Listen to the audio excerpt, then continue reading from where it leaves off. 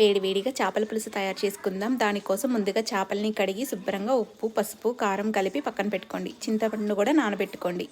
తర్వాత ఒక మిక్సీ జార్లో 1 స్పూన్ గసగసాలు, 2 స్పూన్ల ధనియాలు, చెక్క, 5 లవంగాలు, 4 వెల్లుల్లి రెబ్బలు, ఒక అల్లం ముక్క, కొద్దిగా కొబ్బరి వేసి మిక్సీ పట్టుకోండి. తర్వాత ఇంకొక గిన్నె పెట్టుకొని అందులో నూనె వేసుకొని ఒక పెద్దలపైని చిన్న చిన్న ముక్కలుగా కట్ చేసి వేయించుకోండి. అవి వేగిన తర్వాత టమోటా ముక్కలు కూడా వేసి వేయించుకోండి.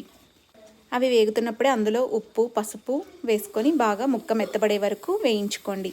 ఇవి వేగిన తర్వాత ఇందులో మనం ముందుగా వేసి పెట్టుకున్న పేస్ట్ కూడా వేసి వేయించుకోండి. ఇది పచ్చివాసన పోయే వరకు వేయించుకోండి. వేగిన తర్వాత ఇందులో మనం చింతపండు నానబెట్టుకున్నాం కదా, కారం కూడా వేసి బాగా వేయించుకోండి. వేగిన తర్వాత ఇందులో చింతపండు పులుసు పోసుకోండి. మీకు ఎంత పులుసు కావాలో అంత పులుసు పోసుకొని బాగా మరిగించుకోండి. ఇది మరిగిన తర్వాత ఇందులో చేప ముక్కలు వేసుకొని పచ్చిమిర్చి, మెంతిపిండి, ఆవపిండి కూడా వేసుకొని బాగా ఉడికించుకోండి.